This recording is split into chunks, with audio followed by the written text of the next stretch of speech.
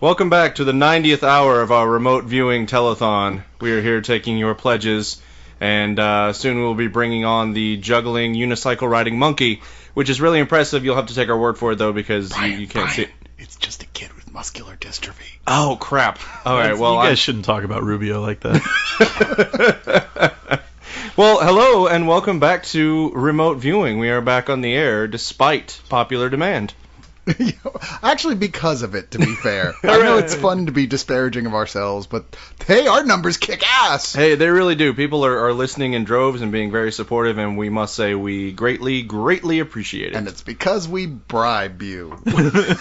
With free shit. Yep, and there'll be more of that this week. We've got some really great giveaways. But first, let's go around and do the introductions. Hello, I am Brian. I am your co-host, and I, like the other reprobates in this room, watch a lot of shit.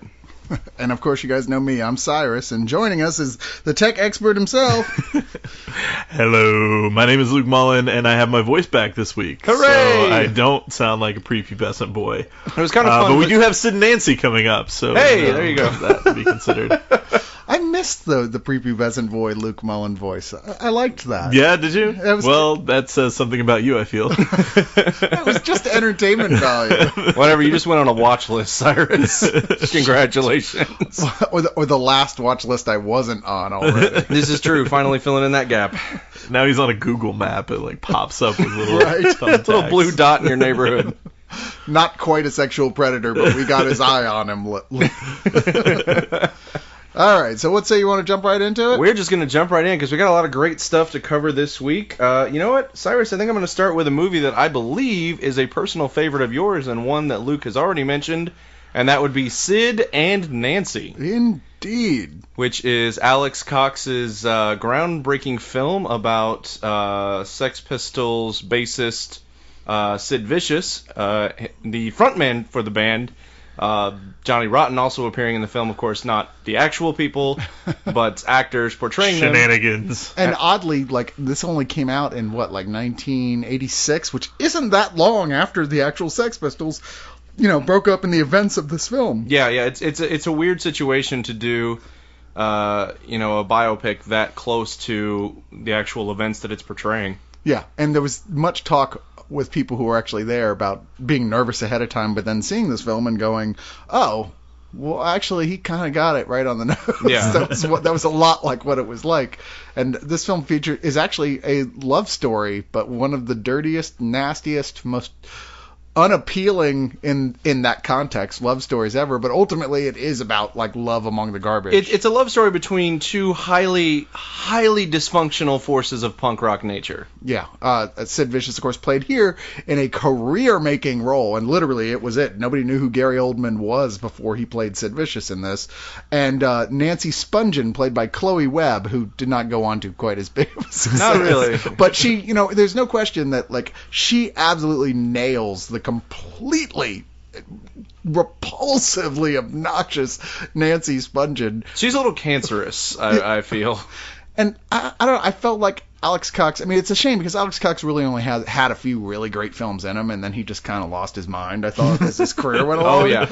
But even his early stuff like this and Repo Man, I mean, it's brilliant, but it's surreal at points. It's a strange mixture of just flat out showing the story and then occasionally having things going on that are just metaphor, but he doesn't make distinctions between the two. Right, I mean, he's somebody that clearly is either, if he's not directly involved with this culture, then really has a deep affection and understanding for it. But what I like about Sid and Nancy is there's not a romanticizing of the punk rock culture. This is a world where, well, I mean, and a lot of it is metaphorical, but basically London is destroying itself and is going completely insane. At any given point in any scene, there'll just be a band of children running through the streets with field hockey sticks smashing cars. Yeah, and it's unclear how much of that is supposed to be just his sort of exaggerated London, or, in the atmosphere of it, and how much was actually happening. It's frightening to comprehend. There was a lot of flat-out anarchy going on the streets at that point in time. People were not pleased with what was going on in Thatcher's England. Clearly not. But you know what? There's so many great character actors working to play the smaller roles in here. Like Malcolm McLaren is played by David Heyman, who does a just he's so Malcolm McLaren, I can't believe it wasn't really Malcolm McLaren. And the guy who plays Johnny Rotten, Andrew Schofield, I never heard of him before this or after, really, but he looks just like him. It was a little uncanny. And not only that, but he gets the attitude and the snarl and everything down correctly.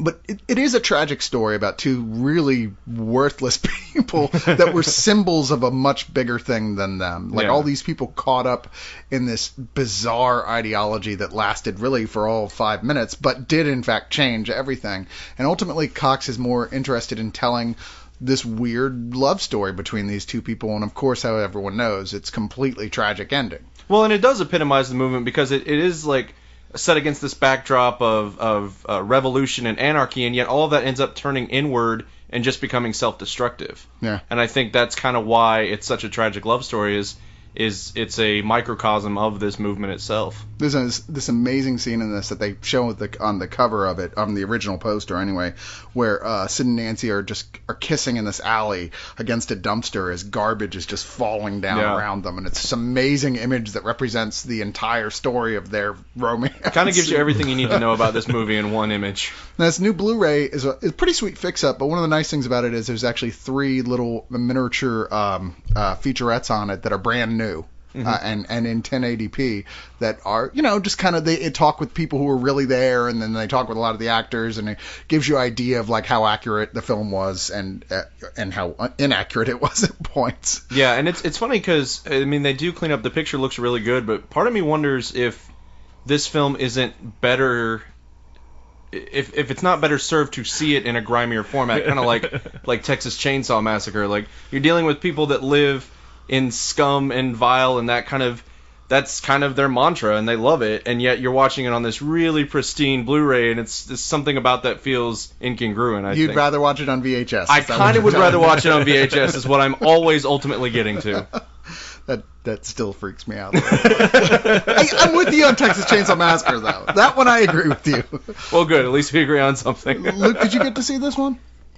I've only seen about half of it, so I can't. I don't know. I will say part of what I like about the way that Cox goes about telling the story, and anytime you go about telling a biopic, there's the danger that your own interpretation will come into play in some way. And what I like about Sid and Nancy is that it feels like Cox really kind of took a fly on the wall approach and just kind of let things play out, kind of like what Brian was saying about. Just the way the story is told is not romanticized. It's not told with any sense of morality. It's just told as this is what happened, and I feel like that's what most biopics should aspire to, is to just kind of be the fly on the wall and put you as the viewer in the room when things like this happen. So. Well, it's weird because it's not like two people who meet across a crowded room and then you get that scene of them running slowly toward each other in a field of daisies. They're just two disgustingly irresistible forces that can't seem to stay away from each other. Mm-hmm. Some weird physics going on there. A lot of weird physics going on. And then you have the stunning irony of Courtney Love being in the film. Oh, yeah. Who actually is as fucked up as the people and then pretending going to be on fucked to do these. You wonder if she was taking notes. Much has been made of that, believe me. Of people going, it does seem a little coincidental that she ended up going from this to pretty much the same thing happening, except she didn't kill herself. Right. Yeah. It would have been nice. Yeah, Courtney. I'll make that trade. I will trade Courtney Love. Yeah, no, in a heartbeat. Yeah, definitely. It's funny because I grew up in very much, not in this period of punk, I'm not that old, but, in the first American wave of it. And, a bunch of kids wearing Sid Vicious t-shirts and thinking punk rock was the coolest thing ever, and going to, church basement socials where people were playing the Sex Pistols and Dead Kennedys. The ice cream social at the local Methodist church. Moshing in sweaty basements.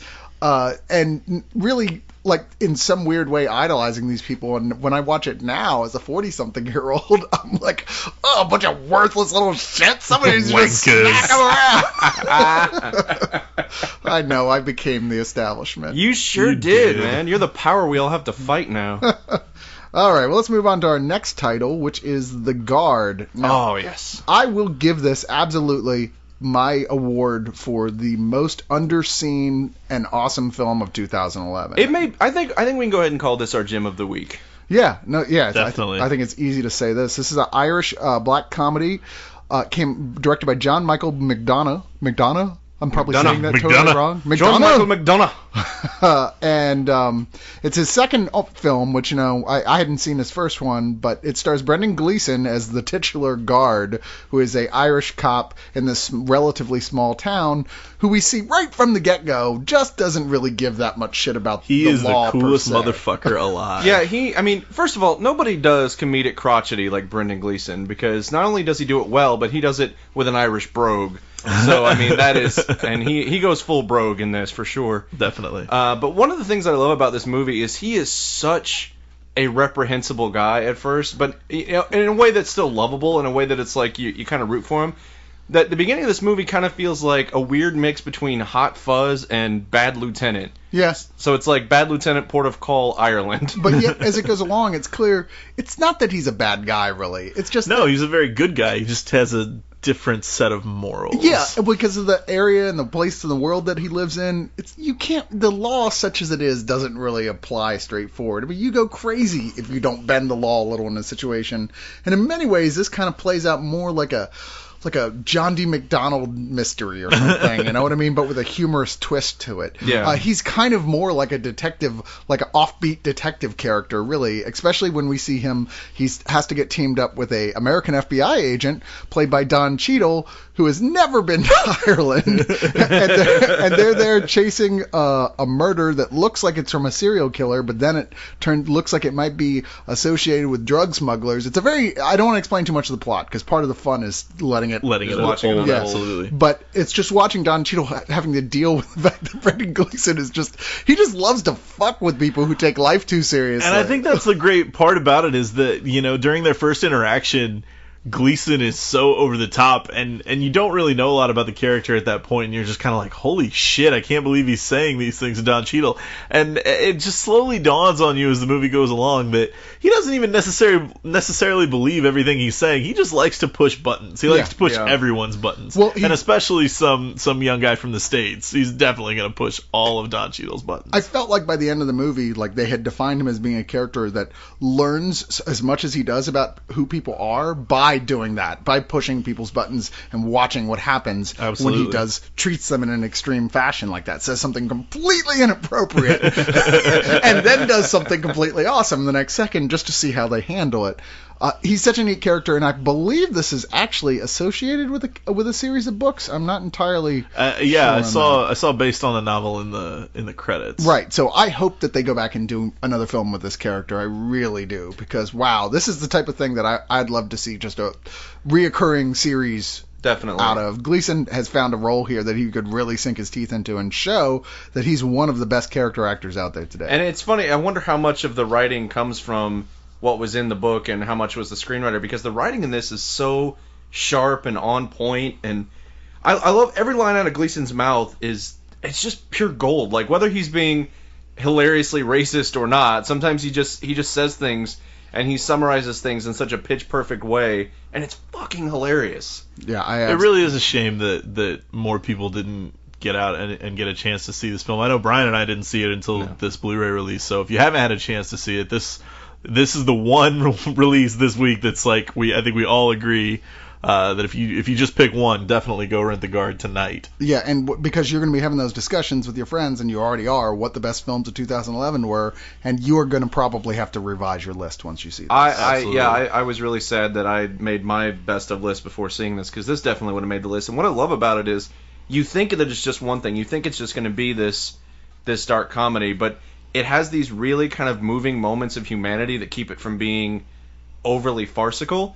So it keeps it very grounded, but then it becomes like a legitimately thrilling crime drama as well. Like the climax is fucking fantastic in an action movie sense. Yeah. So absolutely. it's like it's all of these different things that really coalesce well together into one fantastic movie, but no matter it's one of those things that no matter what people tell you about this movie, it is still going to surprise you, and it is still going to exceed your expectations. Yeah, and like I want to compare it to stuff, but it's just not fair. Like, you could say it's kind of like In Bruges, it's kind of like Hot Fuzz. I even felt at points it was kind of like Fletch.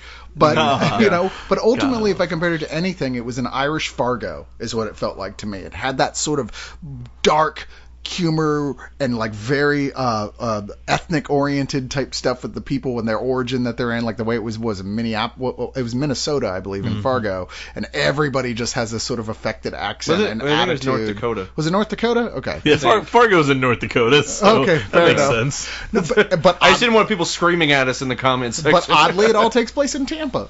It's weird. There's so much snow in Tampa. Who knew? But that's what I thought of. It's got that, because the mystery itself is really black. Like, really, you see some nasty shit happen to people in that. So it's not appropriate for all ages. No, absolutely not. Well, let's move on to the next one, and it is your turn to announce what the next one is. I don't even know. What is the next one? Lay it on me. I already know. I think I'm going to go ahead and bust out with a movie that I really loved from last year that doesn't get a lot of love, and that is Shark Night 3D. I knew it. There was Shark Night! There was no way Shark Night wasn't going to be next. Now, Luke, are you on this boat with him? I gotta say I am. I don't know if there was something in the popcorn that night or what. Maybe we saw a different movie when we saw it, but Brian and I saw this at midnight and just had so much fun with it. And it was a goddamn blast. This movie is so... And like, okay, first and foremost, I need to say this because I feel like otherwise it's going to get lost in the shuffle. I am not saying this is a great movie. What I am saying is that it has been ages since I've had this much fun seeing a movie in theaters, and I saw it again at home, and it largely holds up, even in 2D and even sitting at home on the couch, because part of what makes this movie so great is it is so ridiculous, and for a while it is very sluggishly beholden to the tropes, but after a while you start to realize that it is a lot smarter than you think, and it's very, very self-aware. What's the story, Morning Gory? Oh, yeah. So basically what happens is... Oh, man. Okay, so... I'm going to try and explain this without laughing. So I'm going to try to listen to you explain it without groaning, but go ahead. These Tulane college students drive from Tulane to a lake that I've done some research and is actually about an hour and a half drive away, and yet somehow the drive takes them all through the night into the next day. So off the bat, through a montage. So right off the bat, we're introduced to the logic of this film. But basically, so they get to the lake. They're there for sex, booze, and swimming. It's what kids do in horror movies exactly. when they go out to a lake. And unfortunately, an entire Shark Week worth of predators has been let loose in this saltwater lake. So you have great whites, you have hammerheads, you have tiger sharks, like basically everything that you've ever been scared of swimming in the ocean finds its way to this lake. So worst lake ever. Worst lake ever. And yet another reason why I'm glad I don't live in Louisiana anymore. But it's so bizarre because after a while, like, the shit that's happening, everyone else is taking so seriously, and you realize that because they're doing that, they're not actually taking it seriously. It's this weird, like, uncanny valley type thing where they reach a point where it's like they're playing it with so much sincerity because they're not really sincere. It's funny because I talked to you about this or listened to you about this at length before I saw it, and maybe that was the mistake, that I went in with different expectations. But I was looking for that, and I said, I felt like I was just watching any other horror film that was not good. I was like, okay, I can appreciate the B film that play up that kind of thing, but I don't know, it just didn't work for me. I thought the CG was just okay. I thought the one thing I'll hand this is that the kids that the actual actors have got on here do on the whole a good job. And a lot of times you see people who are so bad that it's hard to even watch them. But they've got like Sarah Paxton, who's been doing this sort of thing for a while, plays kind of the lead good girl, and she's nice to look at and does a pretty good job. Catherine McPhee is in this. Donald Logue, of course, who I totally love, but he's the kiss of death to almost anything he's in, apparently. Poor guy. I know, right? But I still think he works really well in this. And the thing about Sarah Paxton is she kind of highlights... The thing you're saying is correct, is these kids do a decent job, and they're actually trying, as opposed to most like Sci-Fi Channel movies or a lot of DirecTV horror. And that's kind of what starts to tip you off, because even though these kids are trying so hard, the editing and the music, they're doing these really ridiculous things with them. Like, literally, when they get to the house on the island in the lake, it's like the opening of, like, real-world Amity Island. Like, they're just going through and, like, the exploring the house montage, and there's literally a shot where Sarah Paxton walks by 3 times. It's like, do, no, back it up, do. It's like, yeah, okay, is it a music video, or what's going on here? But... So you're getting flooded with all this stupid, and your brain starts like bucket shoveling out IQ points to try and stay afloat, and then you realize that it's like, no, wait a minute. This movie is actually really smart, and it's Only fucking playing a because gag on us. Only because it's shoveled out so many of your IQ points by then that it is smarter than you. Hey, I am totally fine with that. You know what? I'll be really honest. Part of the reason that I like this is I like so many of these horror films, and not just shark films or not just, you know, kids on the beach films, but just so many horror films in general. Like, you get to the point with the villains and everything is their plan is explained, and you're just like, really? And I felt like we got to that point here, and it was like, oh no, that makes sense. Like, that's actually, I can see that as a reason to do something. Well, and not in the real world, mind you, but in the context of the film. I don't know. I can see some crazy motherfuckers getting the idea to do this shit. Like, I thought it was. I think the way that they go about that, and obviously I don't want to spoil what actually happens at the end, but I think the overarching plot of the villains, such as it is, I really do think it's smart, and I think it's pretty well done, and there's a lot of goofy stuff, but I think it's fun. So, you know, grab a bunch of friends and a 6-pack. If I had one positive thing to say about this, it's that I did think that the twist made me laugh, but once they had revealed it, I was like, okay, that wasn't enough to keep me going for another 30 minutes after that. I love it. And, okay, it was funny that they really are saying that's what the deal is. The thing is, no matter what you can say about the rest of the movie, sharks are still fucking scary. I mean, there's a reason they don't devote an entire week on the Discovery Channel to giraffes. Right. Because these fucking sharks, like, in 3D especially, I remember there was one shot where it was just, the shark was just looking at us. Like, it was just there, and it was like, I am really uncomfortable right now, and it's not even doing anything. It's just, like, swimming slowly towards us. And even, like, if you have a big screen TV, even in 2D, that's still really effective. And I wish I could have gotten that feeling from you guys. I wish I could have seen it in 3D as well, because I didn't get any of that. In fact, I was really disappointed, even though they tease it constantly, there's no actual nudity in this film. And God damn it, if ever a film should have nudity, it's fucking Shark Night 3D. I mean, any 3D movie that's a horror film should have nudity, right? Just that's a given. I'm all for it. And 2, there's pretty much no gore. It's almost all underwater stuff. You're like, you see someone go under, and then blood rises up to the surface. Well, and that's it. Yeah, really. I mean, there's a lot of that. I think there's a few things that on the level of violence really work for me. Like, I don't want to spoil anything. Yeah, you can't. But you can't say it. The reason I love it is that I think it has just enough awareness of not only what it's doing, but of its audience, because it does a lot of things like, you know, I mean, this in a lot of ways is a typical shark film. It's like a shark. It hasn't evolved much. It hasn't had to, because all it does is swim and eat and make little sense. Because literally, like, I have never seen a movie so gleefully run off the rails and just start doing things that you, for a while, you're looking for the Jaws ripoffs and you find them, but you realize that this is kind of the Jaws ripoff that Joe Dante would do now, as opposed to the one he did, you know, in the late 70s and had no money, because it really is just the Jaws references. There are always going to be Jaws references in a shark film, and this movie should get at least some credit for doing almost all of them really subtly and not bashing you over the head with them. Like, at one point they were like, yeah, shark will eat anything from a license plate to a tin can, and you realize that what he's describing is the contents of the shark they cut open, the tiger shark that they cut open in Jaws.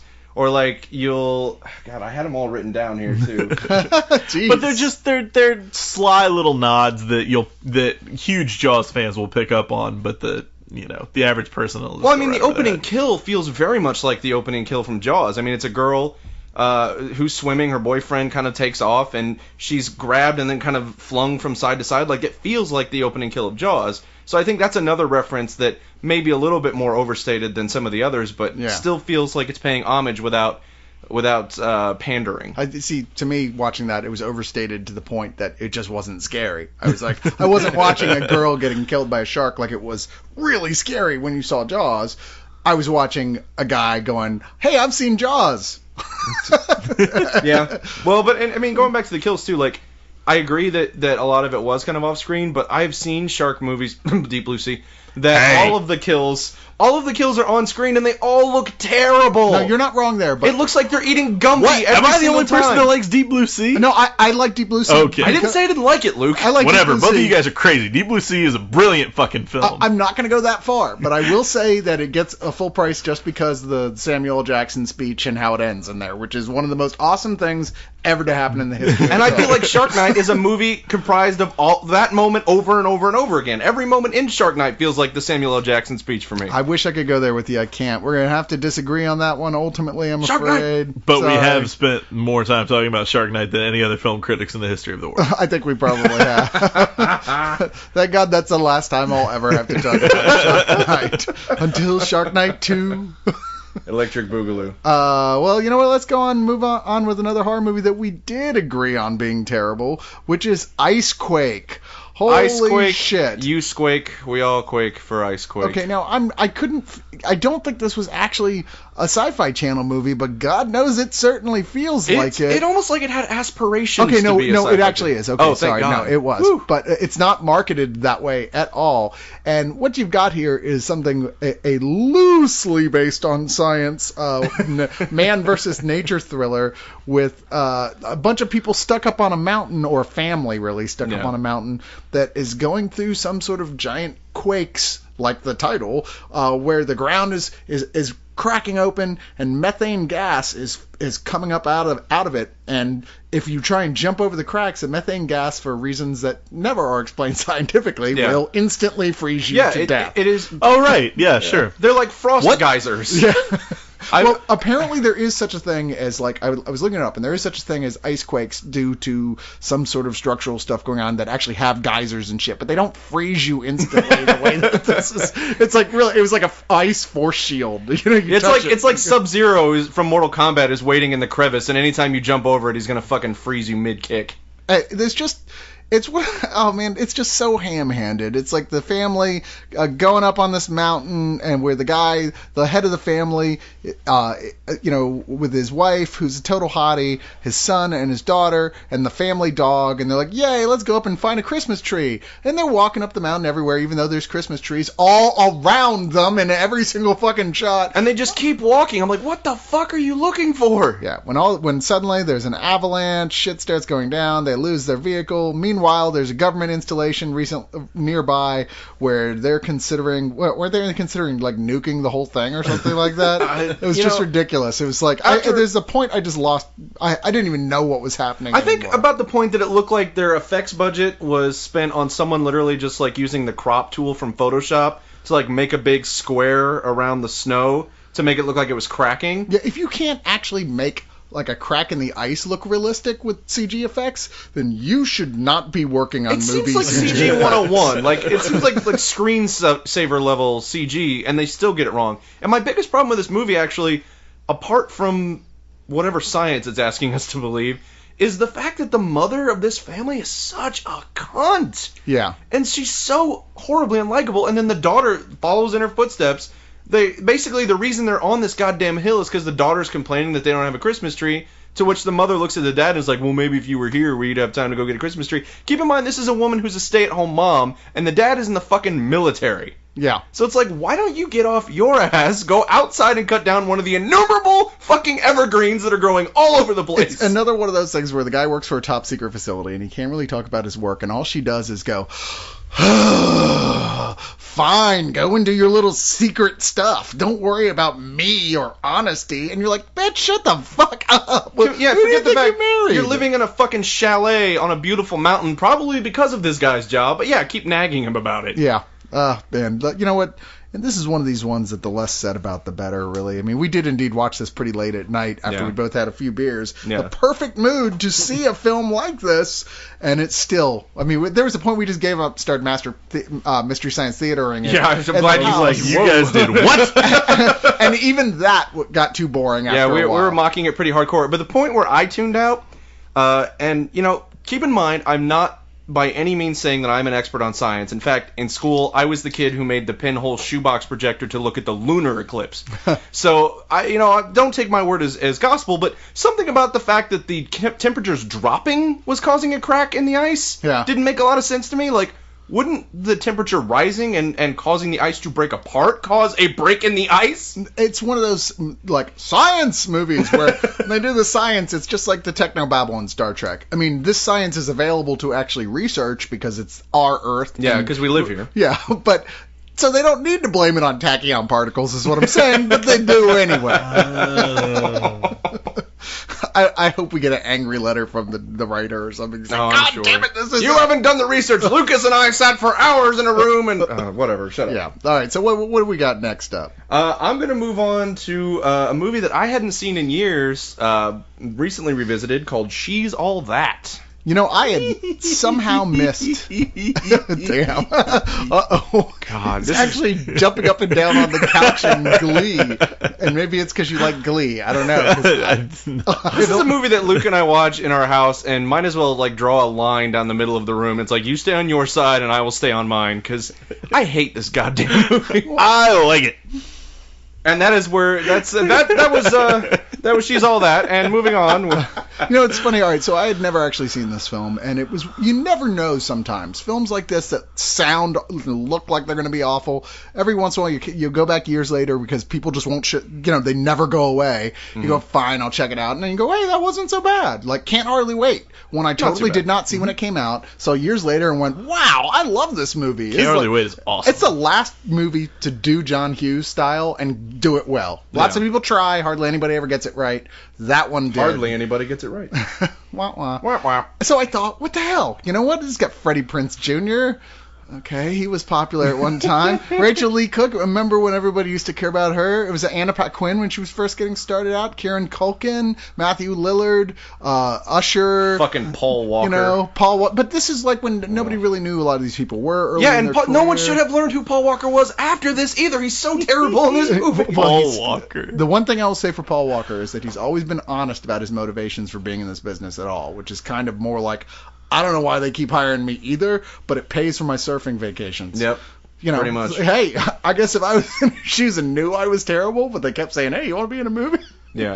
I'd say yes, too. Exactly. If you aren't familiar with the story here, basically it's My Fair Lady for the boy band generation. Yeah, Pygmalion. Yeah, because basically what happens here is that Freddie Prinze Jr. is the really popular dude. He gets broken up, he gets dumped by his girlfriend, and takes on a bet where he's going to turn the most losery girl in school into the prom queen. My problem with it is that they look around the school, they do this pan montage where they're actually going and looking at Uggos, like genuine Uggos, and they're like, I don't know. And then they see Rachel Lee Cook, who, I'm sorry, is gorgeous. No matter how many glasses and hippie-ass scarves you put on her, she's still beautiful. And they're like, all right, you're gonna have to turn her into the prom queen. He's like, oh no way. And I'm like, fuck you. Seriously, if you wanted to win money, you would have picked the fat girl, right? Wouldn't you have said, come on, there's no way that could happen. No matter how much you pretty. No offense to fat girls out there. I have loved many a fat girl myself, but in the context of high school, let's face it, you're not going to be prom queen. They're going to pick the skinny little bitch. So why would you pick the skinny little bitch whose hair is tied back in the glasses? Yeah. Oh, they haven't seen every other movie like this ever made. And it's like, and by the end, it's like, wow, I couldn't see all her hotness under all her hotness. What? Yeah. That doesn't make any fucking sense. I mean, maybe if they had really started out the Freddie Prinze Jr. character as being more shallow, but they really from the beginning try and show that he's like kind of sensitive and he's got that side to him that's actually kind of nice and sweet. And you know what? I just never bought that even slightly here.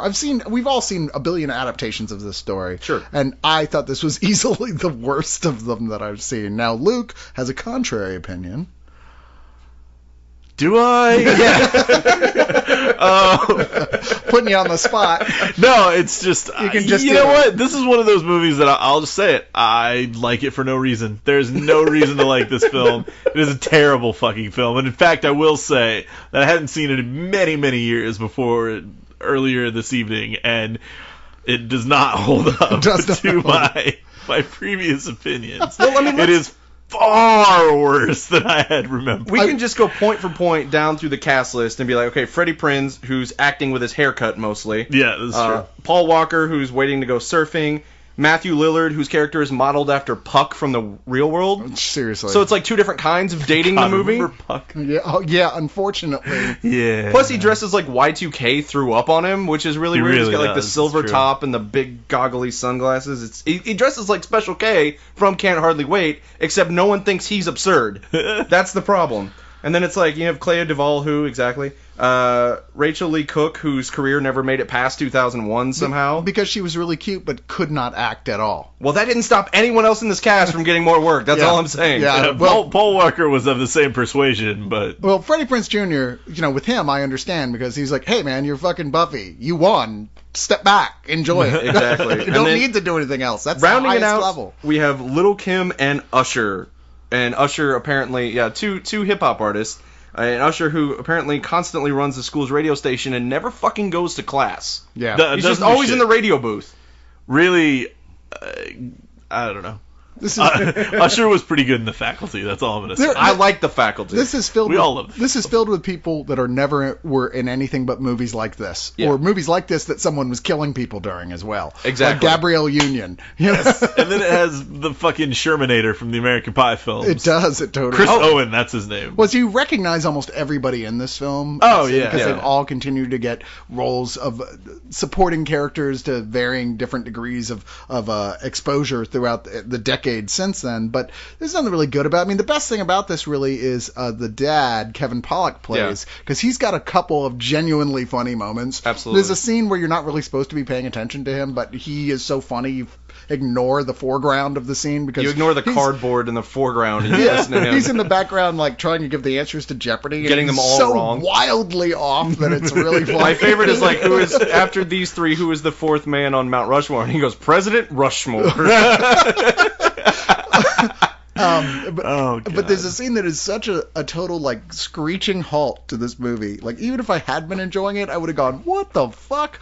When they all go to the prom and it Yes. turns into a giant musical number where Usher's everyone like, do the knows- dance that we taught you. And like, It's like, wait, what? everybody all of a sudden knows this huge choreographed dance, but not everyone is doing. There are like 20 people in the middle of the dance floor doing this choreographed dance in like this 3-floor prom area that the fucking California kids. I swear to God. Yeah. And you They're know, having their fucking prom in their high school, which is like the Four Seasons Maui or Exactly. something. and it doesn't even make sense because there's no way a lot of these characters had been even talking to each other. We know they don't but like each suddenly other. they can dance together. They all It's- know the exactly sequenced dance. I was like, It's very ridiculous. And it goes but if you're on the and proper on. amount of drunk at that point, it will be amazing instead of terrible. it is a showstopper, that is for sure. Well, and I will throw this out as a little piece of geek trivia. The high school where they filmed this is the same high school where they filmed the Buffy TV series. Is it? And- Sunnydale, huh? Yes, it is. It's Sunnydale. And actually, Sarah Michelle Gellar shows up in this movie. She doesn't have Just any randomly. lines. I know. She's just there. I It's like, oh, it's a 90s movie. We had to shoehorn her in because Yeah. the 90s made a contract with the devil that said Sarah Michelle 'Cause the rest Gellar of the would douche be pack is in there, so- everything. I have to admit, I squeed for a moment. Yeah, you did. Of course you did.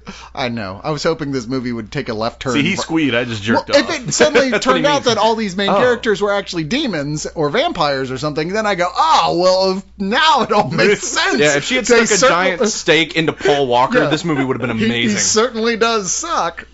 Oh, wop, wop, wop, wop, wop. All right, let's move on to the next one. And in the theme of, movies that get romantic stuff going on, but I think, I personally thought in a much better way, is the John Cusack, what's her name?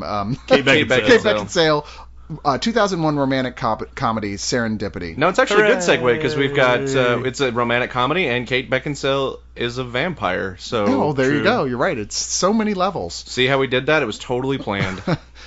This is one of those magical realism type things that you have to buy into the central premise to be able to get anything out of it. And I can understand being a little disturbed about it because ultimately this film dances around the idea of predestination being Right. really incredibly romantic.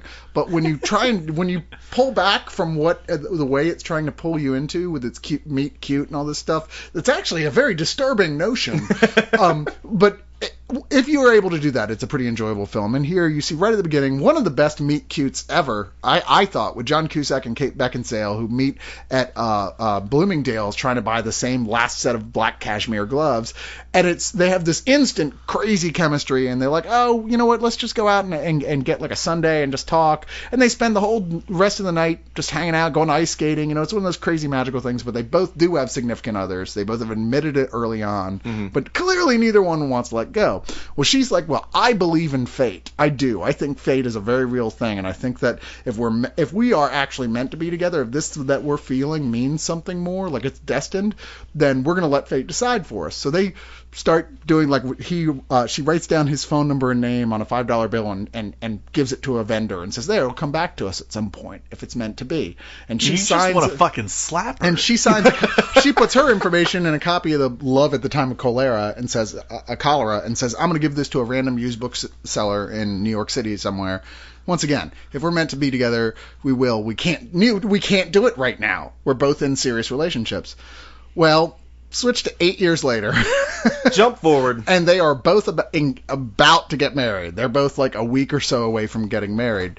She is getting married to that guy from, John Corbett. John Corbett will always be the guy from Northern Exposure to me. I don't care what else he does. I would rather him be the guy from Northern Exposure than the guy from My Big Fat Greek Wedding, personally. I have never seen past the hour mark of My Big Fat Greek Wedding. That was a movie I walked out of. And I don't do that often, but I, to this day, am baffled why people think that's a good movie, but whatever. Because Windex will fix everything. See, the problem that we haven't really addressed here yet is that the whole premise of this film is based on the fact that they were both going for the same pair of black cashmere gloves. So, my problem is that the film really never explores Cusack's obvious but latent homosexuality. He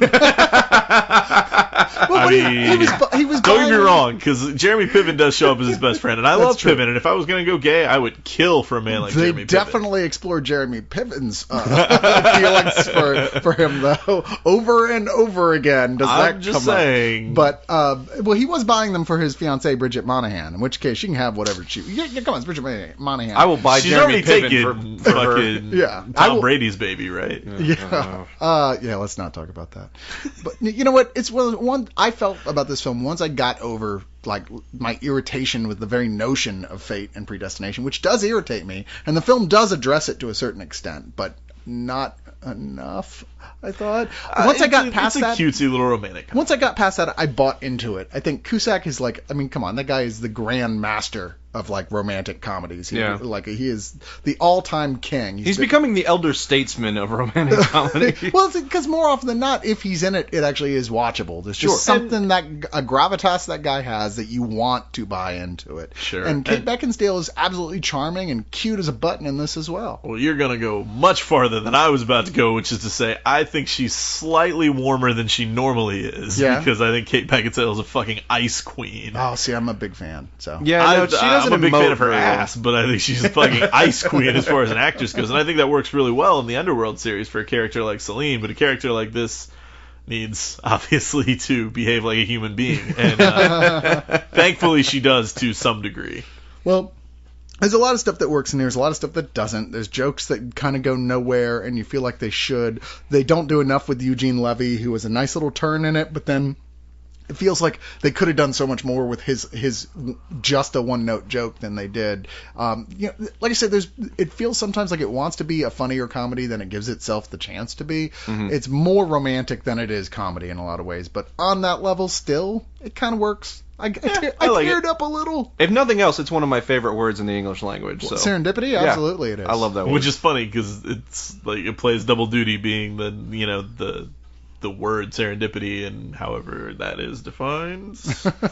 And also, I'm not helping you. Yeah, I have I know it means something about fate, but all I can picture is this book I had when I was a little kid, and maybe somebody out there had too. With the big purple dragon. It's like a sea monster or some shit.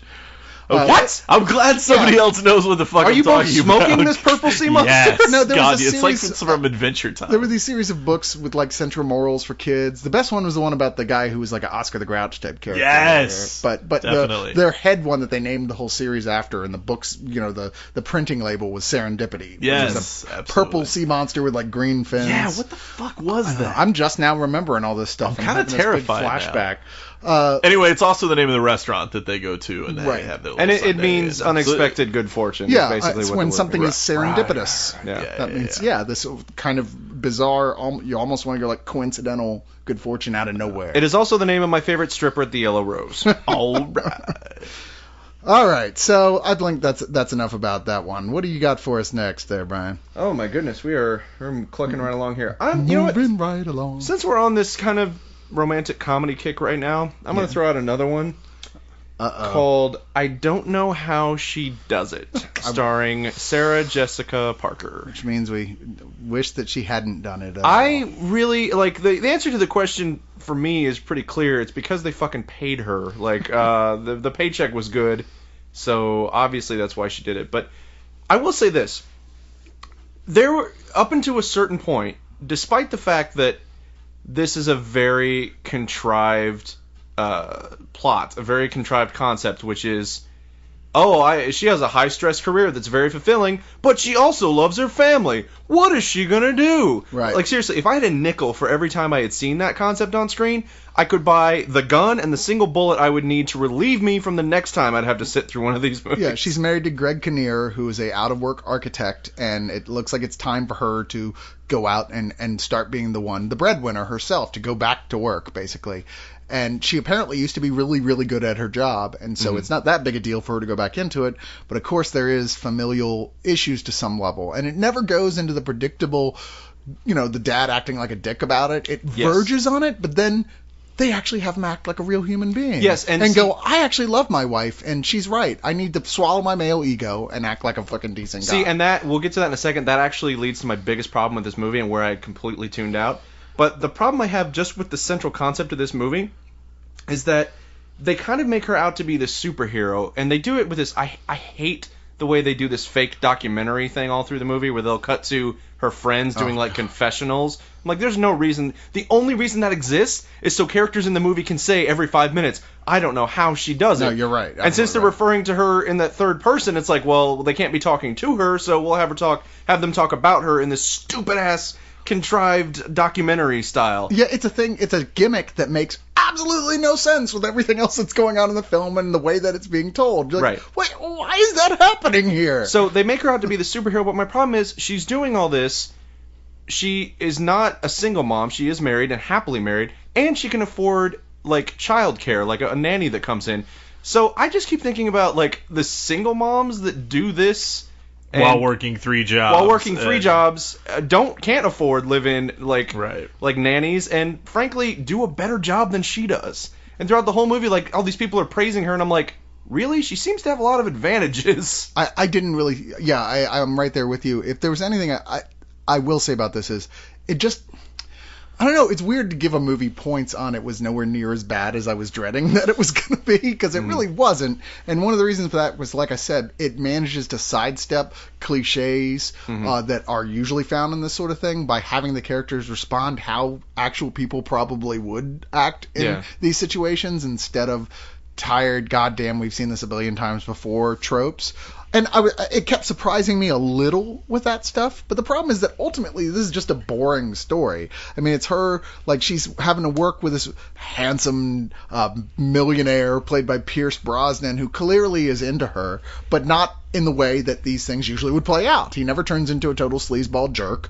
He's actually quite polite about the whole thing. Right, and that is actually the point where I tuned out, though, is she gets to a point where she starts flirting with him and starts, like, having these feelings for him, and I'm like, if there was a shred of unhappiness in her marriage, if they were fighting at all, I maybe could understand that. but just because the guy's handsome, after everything that Greg Kinnear has put up with from you in this movie? Ultimately, the biggest problem here is Sarah Jessica Parker, because she's the one character who doesn't act like a decent person, and we're supposed to identify with her all the way through this. Exactly. But you don't often see transvestite donkey, which is getting worse. So points where points are My due. favorite was always Family Guy just saying she looks like a foot. Her Now- face looks like a foot. That guy went past horse for me on my Well, definition thing. you know, the South Park guys have never been ones to tone themselves down. This is true. And, well, I will say this. I will watch anything, and I mean anything with Christina Hendricks in it. True. And even in this movie where they go out of their way to make her look unappealing, where they try to They make her really like... do. They try to make her look like the frazzled single mom, like no makeup, her hair's all messed up, and I'll be goddamned if she's not still unbearably adorable. We were even saying this originally when we saw this. It felt like they cast Christina Hendricks and Sarah Jessica Parker had a shit fit and said, absolutely fucking not. You're going to put her on there, and she's this up-and-coming actress, and everybody thinks she's sexy, and it's just going to make me look... You're trying to make me look dowdy. You're trying to make me look like me. Yeah, exactly. It's like, come on, there's not enough CG in the world, Sarah. It's just not. No, but that does explain why they cast Olivia Munn. What, to make her look less sexy? Oh, I think Olivia Munn is hideous. So Oh, really? Really? Am I the only guy? Yeah, I guess think so. No, she doesn't Wow. do anything for me. I mean, I don't think she's like one of those women I would put on my sexiest list, but I think she's attractive. Well, I No, mean, she well, doesn't do. There's always In everybody's fact, got that like thing. I said the joke because I think the joke is funny. I actually don't think Sarah Jessica Parker looks that bad. Yeah. Like I would take her over Olivia Munn. Right. But there's While we're in this conversation, no, but okay, I do want to say one thing, because anytime guys trash on a romantic comedy or a movie like this, like the typical excuses or reasonings for that is going to get brought up, and so maybe I'm outing Salisbury here a bit, but like Salisbury and I are both huge Sex and the City fans. Yeah, like, I'll- I have the big pink box set. We go through Totally. the seasons. Like, I like the show too. We've yeah, said that. like I'm it's unashamed great of my stuff. love for that show. Yeah, but it's the really, movies really good stuff. The movies are fucking terrible. yes, they are. I like the first one. I do not. The first one... I'm the only one that likes the first movie. The first It one is too undoes long. all of the finality of the series. It ended on such a great note, and then all the first movie does is open all the wounds again and then patch them back up. So it's like, Yeah, it okay, is- well, we end up it is. exactly where we started from. That's great. Let me put it That's this way: unfortunate. it's a running joke with Sarah Jessica Parker about her being as ugly as she is that is always funny. And if she was to personally contact me and say that really does hurt my feelings, I would stop. I would too. But she Absolutely. has no idea who I am. Not the and there's slightest. no Nor does chance she give a ever shit will because she's or all would fucking care. Matthew Broderick. So somewhere. in the meantime, good for her. She looks like a Really. foot. She'll write that email between trips to the bank. Exactly. Yeah, she's certainly not hurting. All right, let's do. I one. just say that to head off all the excuses. Yeah, we it's- do it's like not some chauvinism. stuff. It's really just not. that this is actually shitty. Let's do one more and we'll take a break. And I'm gonna pick this one, which is Killer Elite, which is another theatrical release film. Another romantic comedy. Yeah, exactly. Yes, it's the love story between Robert De Niro and Jason Statham. Now, this is based on a 1991 novel called The Feathermen that got in a fuckload of trouble because the guy put it out as a true story, only to be sued by pretty much everybody involved, and turn out like the guy pretty much did one of those Amityville horror type things, like it was bullshit. Okay, you know, it's like, come on, yes, it is absolute bullshit, but you know, it's still apparently kind of tied up in legal stuff from what I hear. But the story here follows some mercenaries played by Jason Statham, Robert De Niro, who are in Mexico to assassinate somebody. I mean, it's what mercenaries do. They're kind of jerks in that way, and they basically a kid gets killed, and so Jason Statham goes, you know what, this is a lame job. I don't like where I have to see that happen because I'm the killer with a soul. It's like, sure, I may kill people for money, but you know what? What makes me a likable protagonist is that I won't let kids get killed. I will admit that this is one of the earlier releases of the month that I watched, but I don't think it's that the kid gets killed. yeah, I think- that was No, he kills He kills kills- his dad. Oh, right, he in kills front his of dad the in front kid. of the and that kid, traumatizes right. him. They Yeah. didn't realize that the kid would be in the car, and so it takes. Well, there was a Statham- kid involved. Right, No, right, but right. it's the only reason that's an important distinction to make is that the reason that he quits the business is because he's so traumatized by even traumatizing a kid. Like that fucks him up enough. So Right. he's not a bad guy. He wouldn't actually kill a kid. So moving to like a year later, he gets called back in when it turns out that Robert De Niro's character has, on a job, he has gotten caught. And Yeah. this guy, if somebody doesn't do this job for him, they're going to kill him. So, the one last job, Jason Statham goes in where it's a sheik who was a deposed king who wants him to kill the 3 former SAS agents who killed his sons in previous skirmishes. Mm-hmm. And it's a neat setup, really. Yeah. I gotta say, I like the idea because it's got that weird moral ambiguity all the way through where it plays with him trying to figure out where he does stand. What does this make him? How does this define him as a guy doing this, going to kill these guys who were just soldiers doing their fucking job? And that's what's funny about it. You talk about the ambiguity. For a while in this movie, there is no villain. Yeah. Everybody in this movie has very noble, well, maybe not noble, but very understandable reasons for doing what they're doing. Yeah. Like, you never get the, mustache twirly bad guy. And, I mean, towards the end... Which is such a shame, because Clive Owen is doing his best Tom Selleck in this movie. Yeah, he is. This is true. But it's weird, that ambiguity is there, because for a while you're like, wait, who's the bad guy? Well, that's the thing, though, is that it's a great setup, but I thought that the execution, if you'll excuse the pun, isn't really that great. And to do a story that's weighty on this level, dealing with these sort of moral things, you need a much better director than apparently they had, which is Gary McKendry. Who will also be emailing you tomorrow on Sarah Jessica Parker. Motherfucker! You know how much work But he's going to be on? emailing you pissed off with what you said about Sarah Jessica Parker. So. Right. Well, it'll be flip-flop. Hey, come on, man. He's done commercials for Heineken and Porsche. He knows what he's doing. Yeah, that actually explains a lot. Because that is the thing, is there's a lot of really great stuff going on, but it never comes together in a way that's enjoyable. Like I said, it's not fun. And it's fine if it's not going to be a fun movie, but if it's not going to be a fun movie, then it does need to make it be more morally weighty. You have to go one way or the other. If you're going to go serious and be thought-provoking with it. And if you're not, then go action movie and have fun with it. Instead, it kind of languishes in this middle ground where it's not fun, it's not interesting or morally weighty, and it's just kind of there. Yeah, you just keep wondering what a better director would have done with this material. It is right in the middle of the continuum between The Big Hit and Tinker Tailor Soldier Spy. Yeah, kind of. It really is. And at points it's just, you're going, I'm watching Jason Statham as a professional assassin taking out other professional assassins. This should be really fucking fun. Exactly. But I'm falling asleep. Yeah. In fact, I did fall asleep. It was very somatic, this movie. Yeah, and De Niro, it's always nice to see him when he's trying to be in more action films working with modern stars, which would be nice if they find a way for that to work, but he's really got to get an agent who knows who to put him with. It's going to be a while before they get the next Ronin, I think, which is what I feel like he keeps trying to recreate. And, I really like Statham. I'm a fan of his. Oh, yeah. And I think definitely. he's got many more really great films ahead of him. Absolutely. I do. I know some people same can't. with Clive Owen. Yeah, same with Clive Owen. I think both of them are great. I think they don't necessarily always make the best choices, but then again, sometimes they really, really do, and they're so awesome when they do. This just isn't one of them, sadly. It's not terrible, but it's not anything you really need to go out of your way for. No, and it's really upsetting because all the marketing for this movie really did sell it as a balls-out action, romp, and it's really not. It's a movie that thinks it's politically intriguing and a spy thriller, and it's just kind of ultimately vanilla. It's just very tedious. Yeah. With random orange packaging. Yeah, that was weird, right? Because they needed more people to rent it? Probably because otherwise it wouldn't stand out. Yeah, clearly. All right, well, you know what, guys? It looks like it's time between break to do what we always do before we go to break. Giveaway! All right. Well, this week we actually, I think the same as the last time we did the show, we have several Disney 3D Blu-rays to give away. Now, keep in mind, guys, I want to make clear because I think there was some confusion last time.